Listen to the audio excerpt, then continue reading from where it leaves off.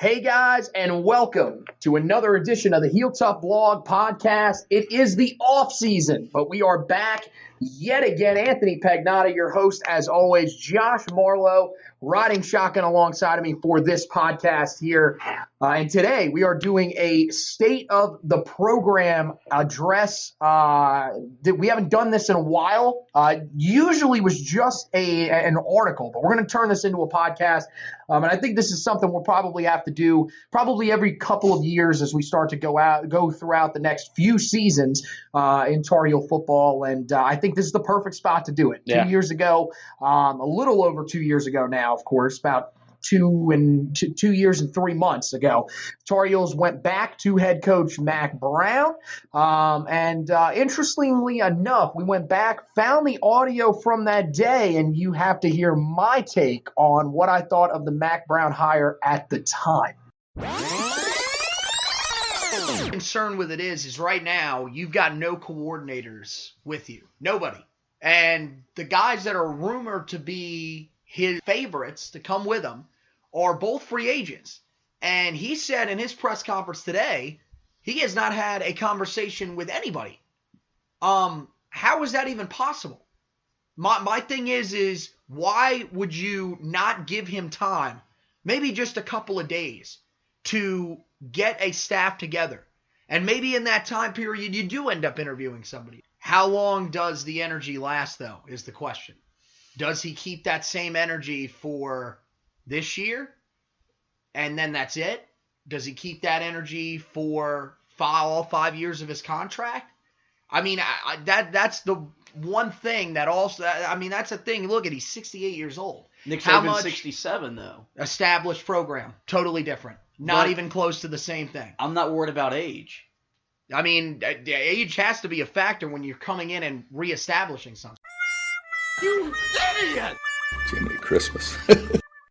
So, not my proudest moment on the podcast. I'm just going to be quite frank. That's one of the dumbest things I've ever heard in my life.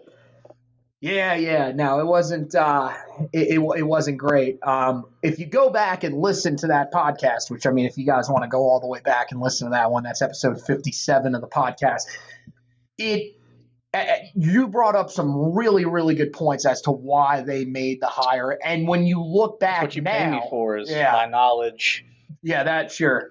That's what it is. It's not that we just can't find anybody else. That's a big part of it. But when you look back on it now, I think that you see, as you mentioned at the time of the podcast, we didn't put that audio in here. It was really just to focus on more of my you being an idiot, not my smartness, my moronic take. They were trying to get a recruiting class together at the time. Yeah. That was also the recruiting class that held Sam Howell at the time, a guy that was committed to Florida State. So that really went a long way by hiring him, bringing him in. And, they have been phenomenal since. So we're going to break that down a little bit more in depth right here. But first, we're going to jump into the opening drive, talk about something else really, really quickly before we get to that. This is the opening drive.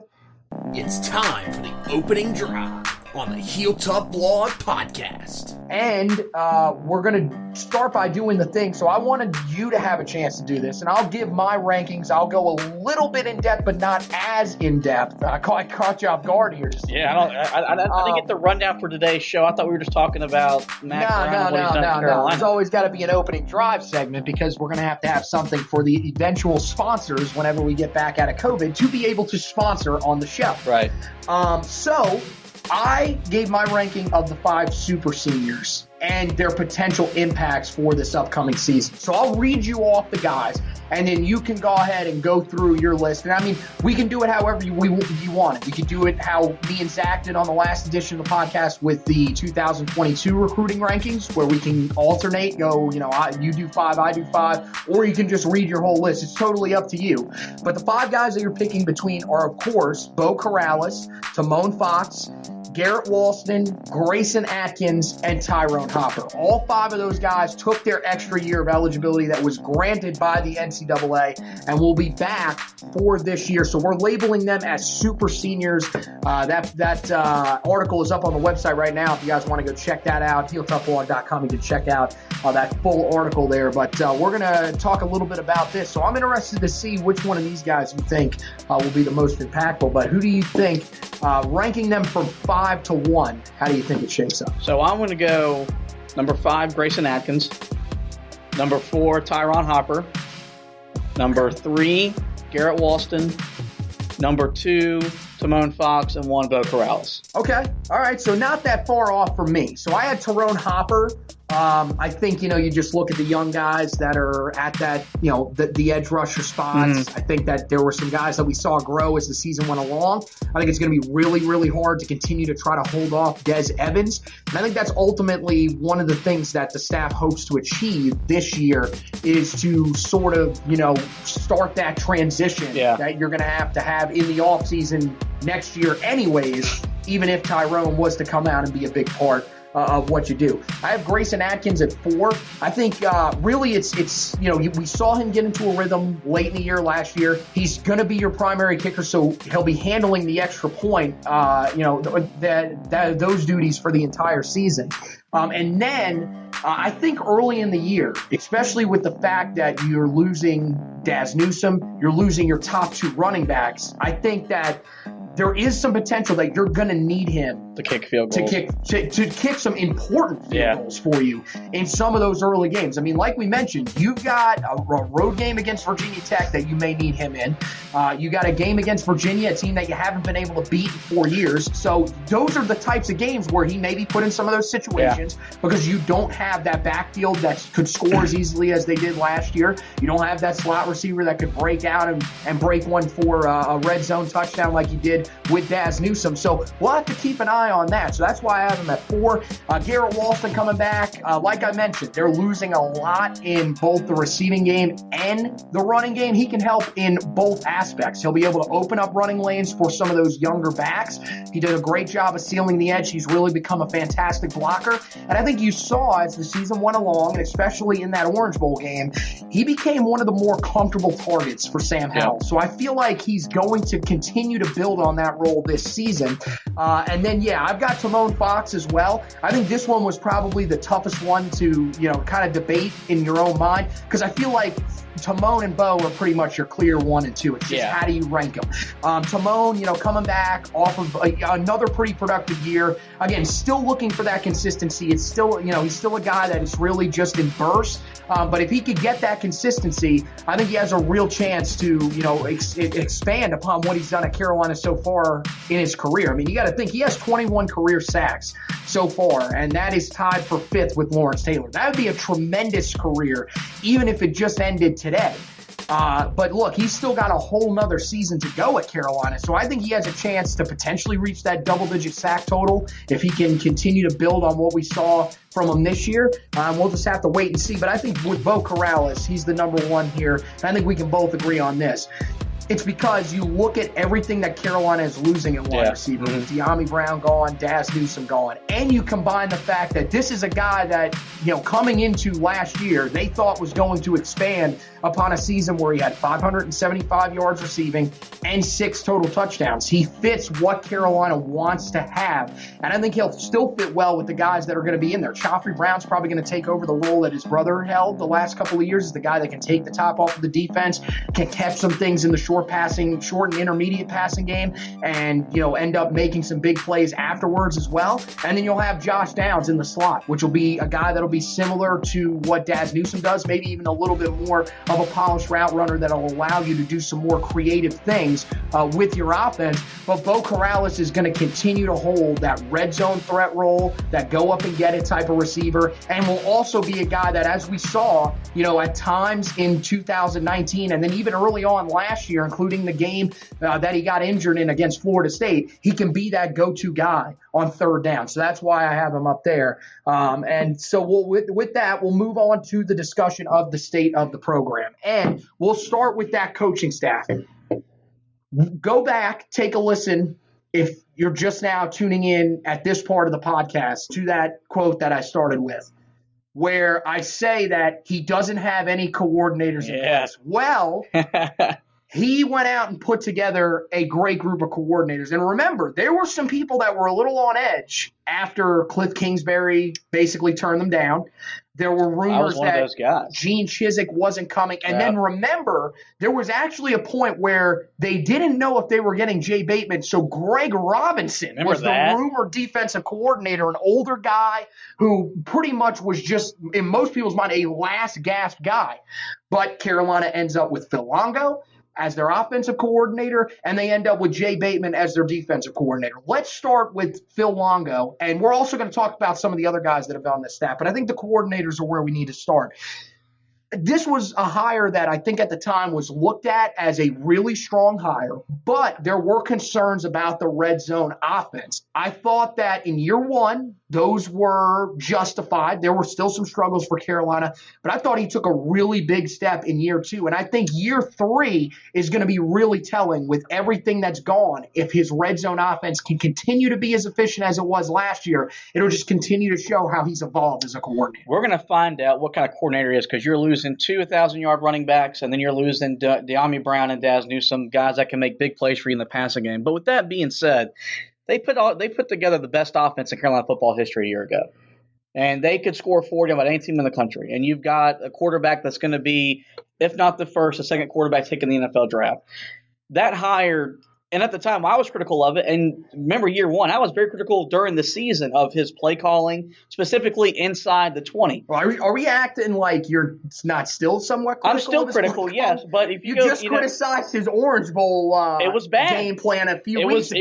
It was a bad game plan. But you saw this year with a full competent, or everyone involved and healthy, what this offense can be, which is an offense that can put Carolina in the ACC championship game, can put Carolina in contention to make the college football playoff. So interested to see what's going to happen with him this year, yes, because you're losing a lot of talent, but he grew in year two with Sam Howell, and that's what you're wanting to look at is growing with your quarterback. He did that with Sam, so we're excited for year three, but he's a really good coordinator. You saw that this year because he got some talks for being a head coach of some smaller group of 5 jobs. So his time's coming where he's not going to be in Chapel Hill. But looking back on it, that was the right hire. Once you lost out on the very attractive Cliff Kingsbury, who's in the NFL and doing things with Kyler Murray, this was a good get for Mack Brown. Yeah, well, see, when that hire ended up happening of Cliff Kingsbury going to be the head coach with the Arizona Cardinals, it made sense. Oh, okay. You also thought there were rumors that he could be the UFC or the USC offensive coordinator. You were like,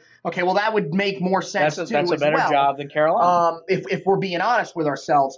But, I think that they really did a good job of landing him. And I think they did a tremendous job of landing Jay Bateman. Look, we had some criticisms of Jay Bateman in the middle of the season. There were some concern that maybe he was taking a step back.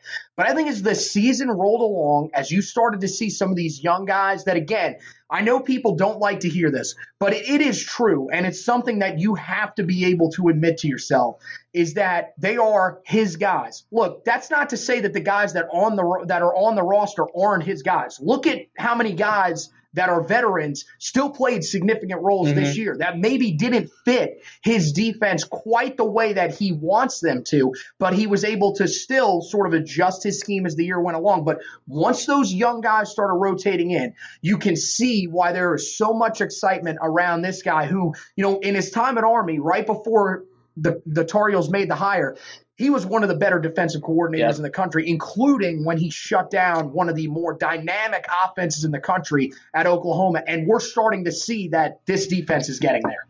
When Mack Brown hired him, this was the hire that got the most attention because that meant that, Mack Brown's going to get the kind of staff he needs to have in Chapel Hill. And I've said it plenty of times. I think you agree. They have the second best coaching staff in the ACC behind Clemson, correct? Yeah, I would agree with that. Especially with Notre Dame now back out of the ACC. Carolina's got the second best coaching staff, top to bottom in the league. I would argue it's better than Notre Dame. I just don't think that the talent is quite on that level. Right. This coaching staff is loaded, and I think even with the hire of Larry Porter, that just, after Robert Gillespie left. I think that continues to show you that people value this coaching staff that's there now. They think that they, being a part of this can be being a part of something big. I don't feel like right now, and maybe I'm wrong, maybe that, other people still feel that way about Florida State. Maybe some people feel that way about Louisville, even Miami. I don't think there's any other ACC team, like you mentioned, outside of Clemson, where people feel like this is, if North Carolina calls me, I'm going to join a prestigious staff. So, yeah, I agree with you. Yeah, definitely. You got that reputation when you got Jay Bateman to leave what he was doing at Army to come run your defense. Not have the results necessarily borne that on the field through 2 years? No, but you saw glimpses of it. The game against Clemson his first year where you held that offense to 21 points and you gave yourself a chance to win the ball game. And then this year, after that Wake Forest game, what you did against Notre Dame and even A&M, they played a really, really good game against A&M in terms of what they did defensively. They were just worn out in the second half, and that was shown. He is a X and O Wizards guy. He's going to find ways to take away what you do best in a way that not many other coaches in the country can do.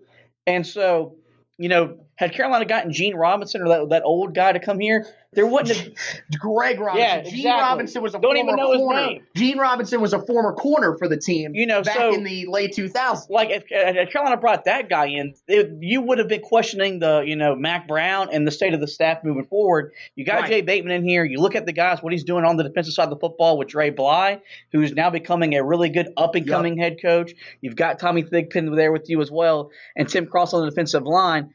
Top to bottom, this is a really good defensive staff, and you trust where Jay Bateman's going to take this defense in year 3 because they're going to need their defense to play a lot better if they want to compete at the level that we expect them to compete at. And I think we're more trusting of where they are right now, than we were a year ago. Oh, for sure. I think that's one of the big things when you look at the team late in the season. When did this defense play at its best? Late in the year. Yeah. Again, it's seen as an excuse, but I think it's not really an excuse. It is a reason for every team in the country. This defense would have been better if COVID-19 didn't. Well, it's not an excuse because of the way he coaches his scheme. You need a whole offseason to figure out what the hell you're supposed to do. Right, and you would have had some of these younger guys probably playing bigger roles earlier. It would have allowed you to rotate guys more often because as we saw towards the end, at the end of the regular season, really even when they got towards that midpoint right there, that Wake Forest game that we're talking about right before they got to that bye, before they had to play Notre Dame, some of these guys, particularly in the front 6 or 7, mainly that defensive line, they were worn out. They were playing every snap. You got Tamari Fox, a guy who was in the top 5 amongst defensive linemen playing snaps. Raymond Bowasic would have been there too if he doesn't get banged up against Boston College. These guys were playing some of the most snaps in the country. And we're just getting, worn down game in and game out because they didn't have guys that could rotate in for them. So I think once you saw some of those young guys be able to step up and take some of the pressure off of them, take some of the reps to allow them to be fresher, you saw this defense really shine. And I think the skill set is also a big part of it too. You talked about how aggressive he is as an X's and O's coach. You've got to have the guys that can execute in that scheme, though. You got to have guys that have the athleticism to be able to cover a lot of space really quickly. Yeah. Some of these guys, that's just not their skill set. They weren't brought in for a system where you have to be that athletic and do that many things.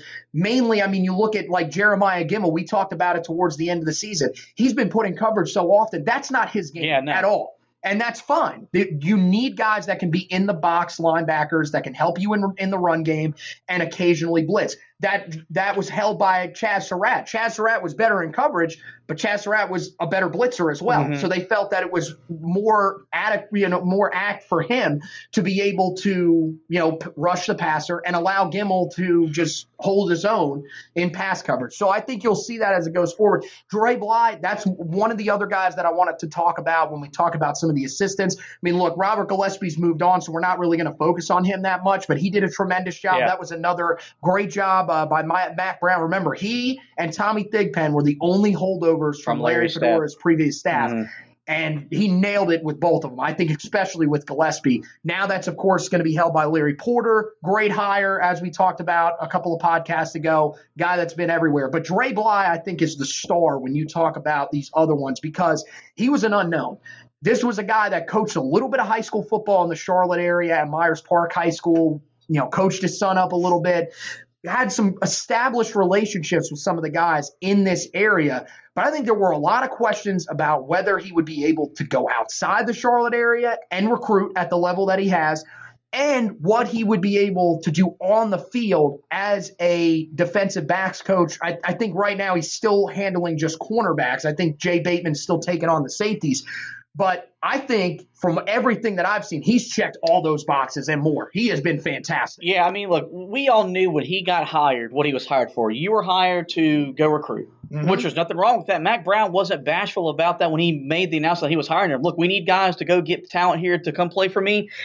No other guy can do that as good as Dre Bly can. He played for Mack Brown. He succeeded at Mack Brown. He knows what it's like to win big-time football in Chapel Hill. So that was an easy sell in terms of that part of the job. But he's also impressed on the field with the coaching, because Carolina, in his 2 years on the staff, their secondary has been decimated by injuries, and yet they've been able to hold their own and stay afloat. And watching what he's going to do with Tony Grimes and Storm Duck moving forward has me all kinds of excited, because there's a legitimate chance when we're talking on here in October, November, that might be not the best cornerback duo in the ACC. That might be the best cornerback duo in college football. And this is, you still got Ohio State, LSU, some other programs that produce corners at a really high level. They're going to be mentioned in the same breath because of Dre Bly's coaching and because of their God-given abilities on the football field. But he has definitely been the guy that has taken the most of his opportunity that Mack Brown has given him, because he is, as you said, he's become a star in his 2 years as a defensive back coach for Carolina. Yeah, I think there's legitimate conversation. I think a lot of people are trying to project towards the future, and they're asking if Jay Bateman could potentially be the next head coach. I think there's a chance that Dre Bly could be your next defensive coordinator, too, if he continues to build the way that he has been over these last couple of years. So let's go away from the coaching staff. Let's turn to another part of this team that has really improved under Mack Brown, and that's just the overall recruiting. You look at these last few classes, and look, Larry Fedora put together some really good classes in his time at Carolina. You look back 2018, the 20th ranked class. A couple of, he had a couple of down years outside of the top 25, especially when he first got to Carolina. Yeah. But still, put together some consistent top 30, usually top 25 classes. But then you fast forward to Mack Brown. And one thing that you've noticed over these past few years, first year that Mack Brown is in there, and this is, a holdover with Larry in the 2019 class. Scrambles. Remember, that class at one time, after Larry was fired, was in the mid-70s overall. They were below teams like North Texas, where Seth Luttrell was the head coach, who was on the staff prior, and we were kind of freaking out. Mack Brown comes in. That class finishes 30th. Yeah. And the main thing here is that I want to look at when you look at these classes is let's look at the composite scores in the class, the average rating. So you got an 86, a .8623. Move on to 2020.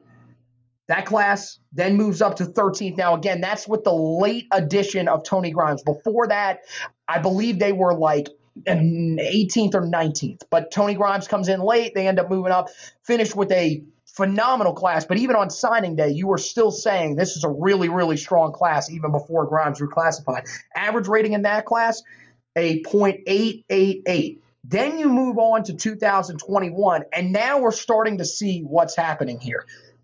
This class ranks 14th, so not as high as the previous class when you add in Grimes, but this is a class that held just 19 commits. The prior class in 2020 held 26 commits, and you finished one spot lower in the composite rankings. Why? The average rating of the players, 90 or .9088. And you're talking about, just from looking at it, I mean, you have, out of all the guys that are committed in the class, out of the 19 that are committed in the class, all but 2 of those guys are inside of the top 500 prospects in the country. That's the thing that I use to measure here, because I think that, especially when you talk about this year, where these guys weren't able to play their final year of high school football, you can't really properly evaluate them. Caleb Hood was a guy that some people thought he'd be ranked inside the top 300 if he had played his senior year of high school football. You're seeing that Carolina is starting to land some of these bigger names. In the 2022 class, they've got 3 commits in the class. None of them are in-state. They're all from Virginia, and they're all big-time prospects. The average rating in that class is a .9188. So Carolina continues to build and build, and they're getting the type of talent that they need to be able to compete at the level Mack Brown wants to. Remember when Mack Brown got hired, there was this notion that today's kids weren't going to know who that coach was, that he was – they don't know what he did at Texas. That was a huge talking point. Yeah, that was no one's going to know who Mack Brown is. Well, he was on ESPN College Game Day every Saturday, and he was in the studio every Saturday for 12 hours talking college football. And when you can roll out championship rings like he can, people are going to listen to you. Well, the other thing was, will he have the motivation to get out on the recruiting trail? And can he relate to today's kid? Yeah. Here's the thing about people like Mack Brown, people – that he's a good people person. So no matter what room you put him in, he'll be able to relate to somebody, let alone today's generations of athletes. Dude, I could invite Mac to my house for a meal, and he would act like he's been there every week for exactly years. Like, that's just Mack Brown. That's how he is. And so the whole success on the recruiting trail didn't surprise me. As a matter of fact, I expected Carolina to recruit at the level they're recruiting now. If they weren't recruiting at the level they were now, I'd be disappointed. And what he was doing. Right. That's not where we're at.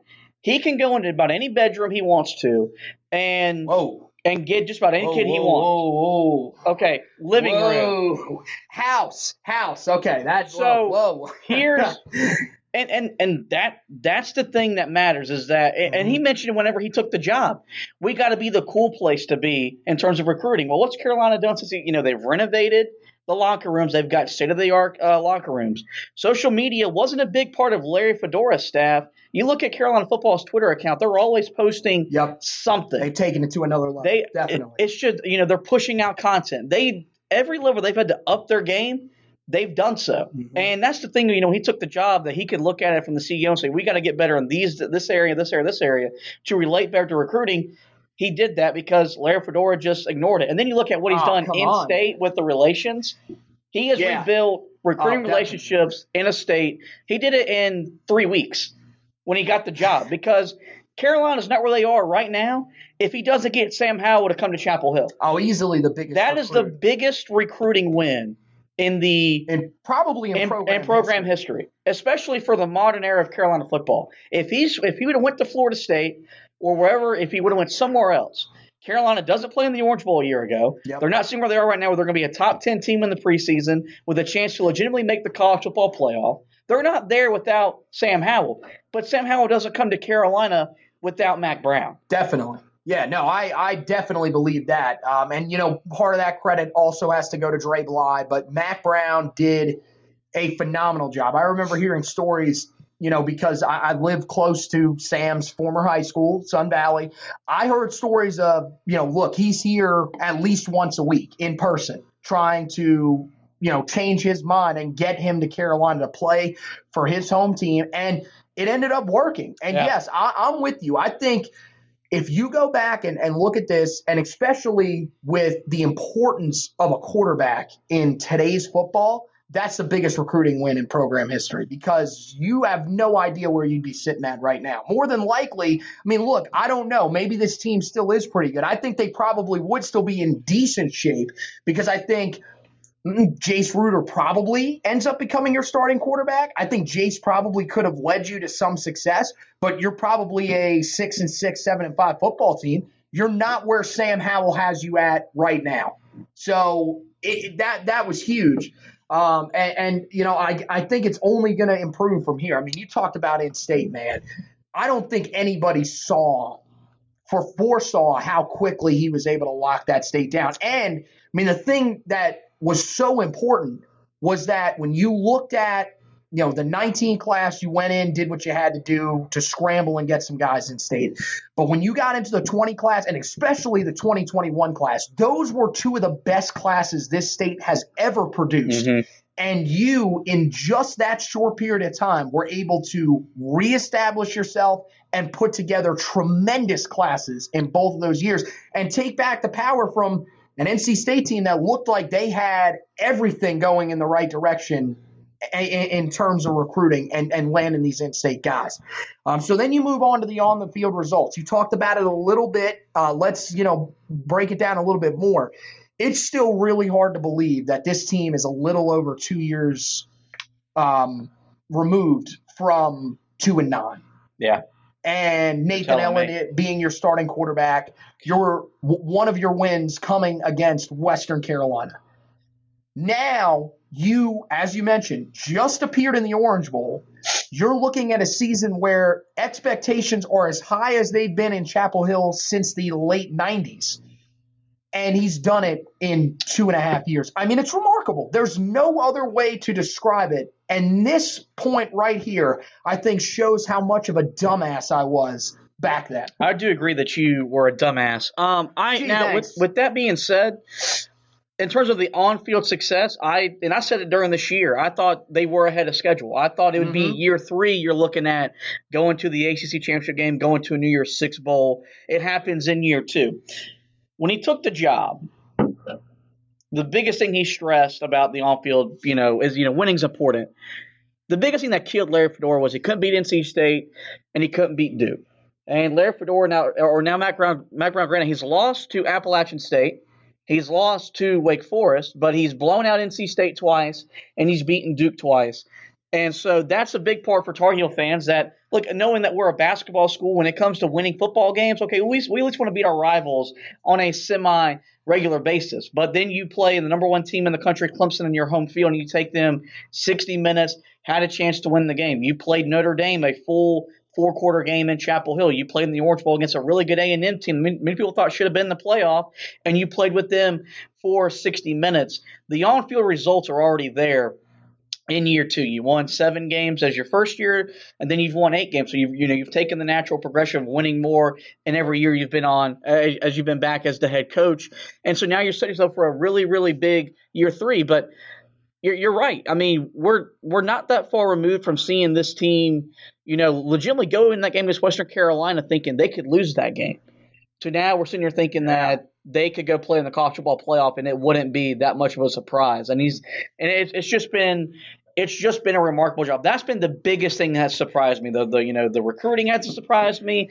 The staff you put together surprised me. I didn't think they'd win this big, this fast. Yeah, no, I agree with that. And I think that, the other part of it is that, most people at the national level might say to you, look, this team got lucky that there were 2 teams from the ACC in the college football playoff. Whatever you want to throw out there, this team deserved to be in the Orange Bowl with the way that they played this past season. Well, you beat a number 10 team, Miami, by 36 on the road. Yeah. I think that really cemented it. And we talked about that. We talked about the fact that it was a successful season because of that, that win. I think, you look at the fact that it was a 7-point game against Notre Dame until the final offensive possession of the game. You were in the ball game the whole entire time. You had a lead in the 4th quarter against Texas A&M. You can see that there are things there. Normally, look, in other years, you would be saying, well, you were in the game against Florida State. Mm-hmm. Or you beat Florida State when Nick Weiler hit a field goal. Right. But I'm saying, in terms of let's put us in these scenarios that we were in this year. So you were in the game against Florida State, which would take place in the Notre Dame game. You had a chance to win the game against A&M. That would just be some random bowl game against West Virginia or something like that. Those are the types of teams that you were used to saying that about Carolina with. They're almost there. They almost beat Virginia Tech. They almost beat a team in the middle of the ACC. No, you beat a top 10 team in Miami, like you said, this year. Yep. You hung around with a team that made the college football playoff. And look, you could say whatever you want about that team. We saw the other team that people thought should have been in the playoff. And that was the team we just talked about in Texas A&M. I don't think that team was a shoo-in, they were so much better than Notre Dame. And Carolina was in both of those games this year. So I think that really shows you that, look, you're competing with these teams that are on the edge of the college football playoff. You're not that far off. So let's turn that into the last point that I wanted to bring up, which is where they go from here. We'll end up addressing this probably in another year or two. We'll do another one of these. Where is what should the goals be for Carolina to reach now? Because like you said, they've overachieved and they've done it really quickly. I think now you're starting to enter that territory where you feel like, look, man, Mack Brown's been here before. He's been on these big stages. We thought he was just going to try to take us to the doorstep of that, and then maybe the next coach that came in after him would be able to continue to build on that and transition us into that. He might be the guy that's going to be taking us to the college football playoff, and that would probably be a better scenario. Yeah, the only way when we address this in a couple of years from now, we look back and say that we then underachieved, is if he never makes the ACC championship game. Yeah, I don't think we have. But I don't think that's going to happen. I think Carolina is going to be in these this year or next year. Right. And so I think for right now, where are you looking at measuring expectations? I think you need to play for a conference championship. I do think you're going to put Sam Howell in New York for a Heisman Trophy ceremony, which is nothing but good publicity for your program in terms of recruiting and everything else. And I do think the expectation is maybe to not make the college football playoff, but I think we expect to be in another New Year's Six bowl game, right? Yeah, I would say that's a pretty good. It's a goal. I think that's the expectation. You've already been there. There's no reason you can't with get Notre back. Dame out of the conference. I think that definitely probably moves that up to being an expectation. But I think one of the things that's tricky this year is you don't know what exactly Miami is going to be. I still feel like you're a better team on the surface, but if I think the only way that you would say it wouldn't be a failure is, let's say Miami comes out and they lose one conference game the whole season, you drop 2. Maybe you're not overly concerned and you say, okay, complete failure. This is going in the wrong direction. But I think going into the season, that will be the expectation, is that you should be able to get back there. And I mean, look, the last time that you were there, you gave Clemson the best challenge that they've had in the ACC championship game, even to this day, even with Notre Dame last year. That they did not give them a great game in the ACC championship game. Back in 2015, you gave Clemson a pretty decent run for their money. You gave them everything you could handle with Marquise Williams and TJ Logan. Yeah. I think Carolina's talent's better now. Yeah. Carolina's coaching's better now. More. I mean, look. Talented players. TJ Logan was a 4-star player. Let's not undercut it. That was a guy that was, started out being recruited by Butch Davis's staff, eventually was picked up by Larry's staff, and they brought him in. Same thing with Marquise Williams. But I agree. I think the talent level is much higher now. And I think the other thing that's really key is, I feel like, and maybe I'm wrong about this, and I'm probably going to regret saying this because they're probably going to come out and go, 14-0 and beat everybody by 75. I think that the last couple of years, you're starting to see a slight bit of vulnerability in Clemson. Does that mean that I think Carolina is ready to step up and beat them? No, that's not what I'm saying. But do I think that this allows Carolina to have a chance to go in there and compete with them? Yes. Yes, that's how I look at that going forward over the next couple of years. And look, if they continue to add the talent, you never really know. I don't want to go ahead and put those expectations on the program, but I think there's reason, believe it or not, to be confident about that 2.5 years removed from being the laughingstock of the ACC. Yeah. So that finishes it up for the state of the program. Let's move on and close this podcast down with the 40-yard dash. It's time to take a look at some of the latest storylines around Tar Heel football with the 40-yard dash. Not a ton going on since the last time that we were on here, but just a couple ones that we'll reel off. The Tar Heels heading to the Mercedes-Benz Dome for the game against Georgia Tech on September 25th. Remember, they were scheduled to go to the new home of the Atlanta Falcons last year to play Auburn. That game did not end up happening. But what do you think about that move of that game there? I'm not really sure how to feel about it. I think it might help a little bit because they've never been great in Bobby Dodd Stadium. But at the same time, I think it is going to be a little weird that it's a conference game being played in a neutral site. I look at it mainly thinking that's the weekend of my birthday. If we're going to go road trip, it'd be more enticing to go see that beautiful new stadium as opposed to going to Bobby Dodd Stadium. Well, I'm going to say this one thing. I looked up ticket prices last year for the game against Auburn there. If these ticket prices are anywhere similar, yeah, I don't know. That'd be a great birthday present, though. Yeah, well, on a serious note, it's weird because it's going to be a neutral field, right? Can we really talk about weird stuff though? Because we are playing yet again the Wake second Forest out of conference game against Wake Forest in just the weirdest out of conference scenario, a conference out of conference game. Weirdest thing ever. But I mean, it's. I think you'll see more of that from Georgia Tech moving forward. That'd be a good way to maybe sell recruits you can play in the stadium or something like that. Yeah, they do have a deal with that where basically their biggest game every year will be moved into that stadium. So a good chance for Carolina to get on the big stage where they could be playing the Peach Bowl, which is a New Year's Six bowl game. Right. Well, I think that's one of the big things to take away from that is that this is another chance for Carolina. They'll potentially be on a big stage here. It'll feel like a bigger game than it normally would if you just went and played at Georgia Tech.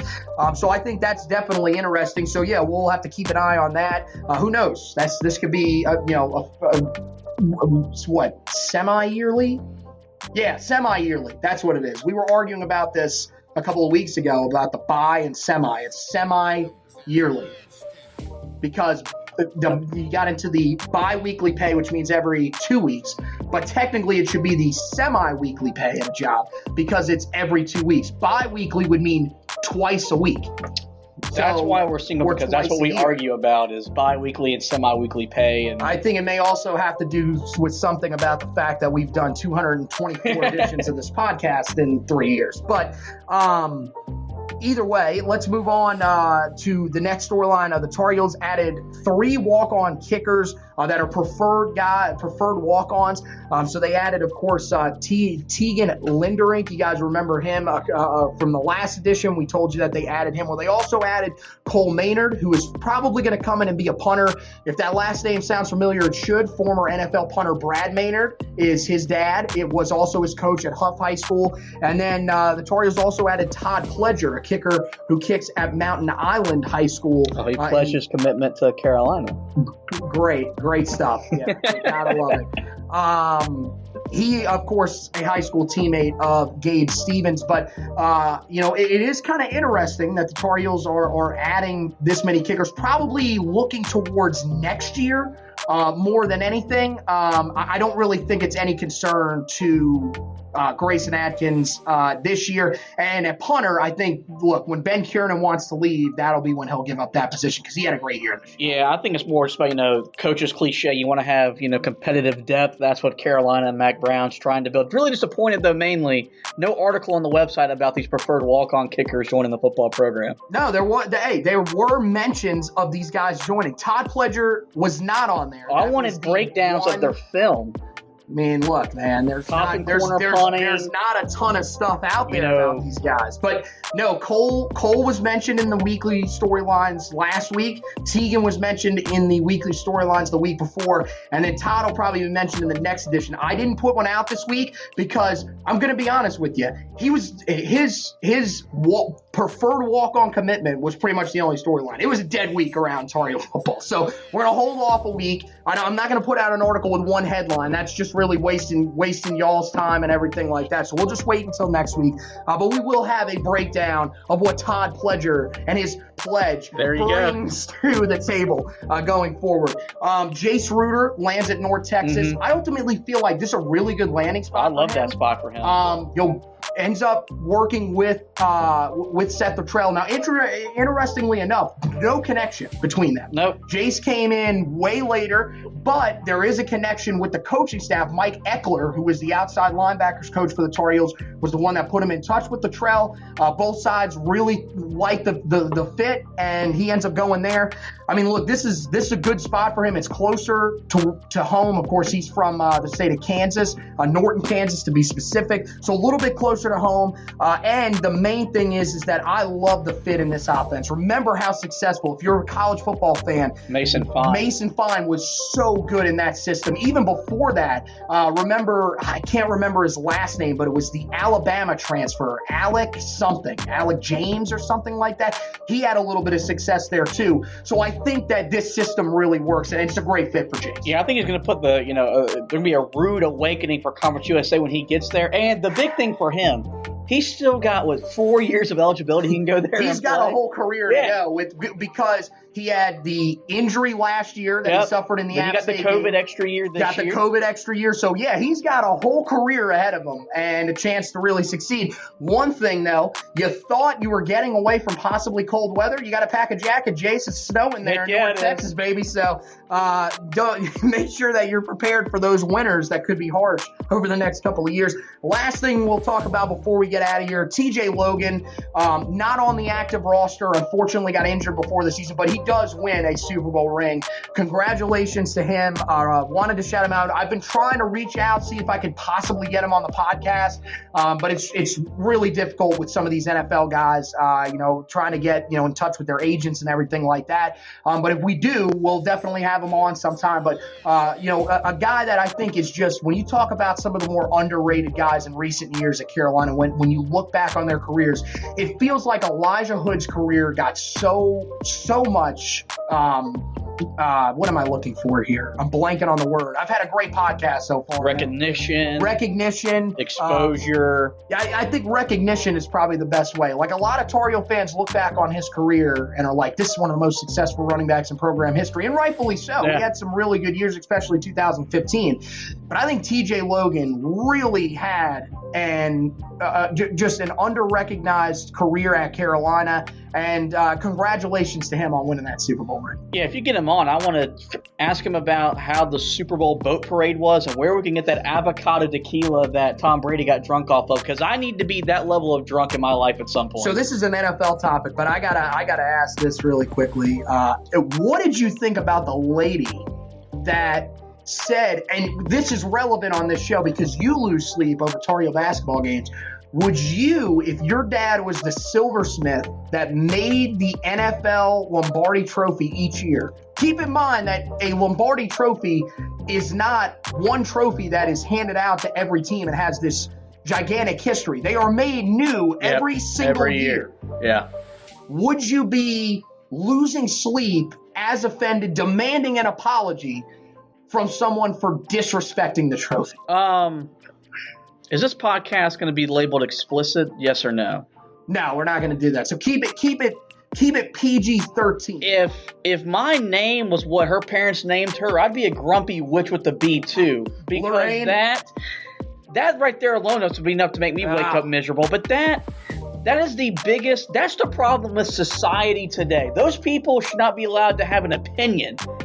Because he threw a trophy across some water and it was caught. It was completed. He threw it to a tight end that has good hands. Let's just be honest. The best part about this whole thing, and we'll get out of here after this, but the best part about this whole thing is they showed the video of a guy that was on the Bucs at the time, or on the Bucs at the time of the parade the other day, in a prior Super Bowl. Gronk denting the Lombardi Trophy while using it as a bat to bunt a baseball that was thrown at it.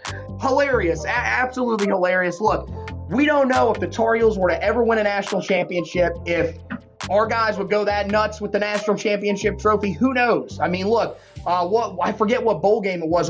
Wisconsin, they broke their bowl trophy. Yeah, the Mayonnaise Bowl. The Mayonnaise Bowl. Yeah. That's right. The Duke Mayo Bowl, they broke their trophy. The Tar Heels have had a little more success with that, and hopefully they'll have some bigger trophies coming their way here in the next couple of years. But that wraps it up for this edition of the Heel Tough Blog podcast. Again, guys, make sure you head over to the website, HeelToughBlog.com. There's so much great stuff on the website. We've had you covered throughout the offseason, and we're going to continue to have you covered with all of the offseason storylines as we go through them. Those weekly storylines will be coming out usually every week, but if it's a really slow week, we're going to push it back and just have it every other week like we're doing this week. And then, going forward after that, then we're going to, start to get into some really, really great stuff once they get into into once they get into spring camp, which is right around the corner, believe it or not. They are not that far away from that. There's some really exciting guys that are joining the team, a couple of guys that were there last year that will probably play bigger roles, and there'll be some interesting battles that we'll be talking about throughout. Meanwhile, right now on the website, the focus is on the basketball side of things.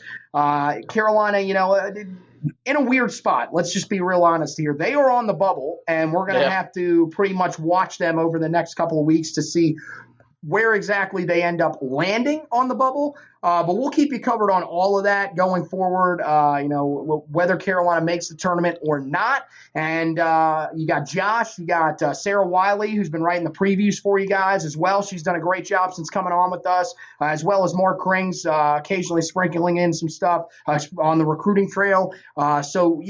Three people covering basketball as well. So really great basketball coverage on the site. And then, of course, we'll have some light baseball coverage when the Diamond Heels return with new head coach Scott Forbes. For the podcast, again, if you guys are watching this edition of the podcast, again, there will be some that are going to be on camera as we start to get towards spring camp. We'll start to do some of those on camera. And then, again, we'll go back into probably just the audio format, but we'll have the waveforms that you guys can watch on Facebook once they go into the summer months. And then eventually we'll bring it back around, and every podcast will be on video once again during the season like we did this past year. So make sure that you guys are keeping an eye out for that. Like and follow the Facebook page so that you can see all of those and all those articles that I just talked about, all of those on the Facebook page as well. So you can access all those right there. For those listening to the podcast, make sure that you rate, review, and subscribe to the podcast.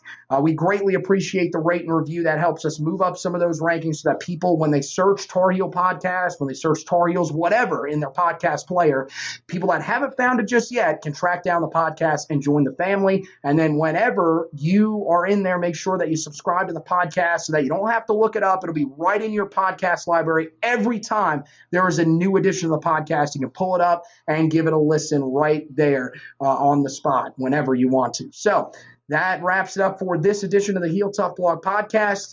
Again, want to thank Josh for hosting with me. Want to thank you guys for listening. And as always, go Tar Heels.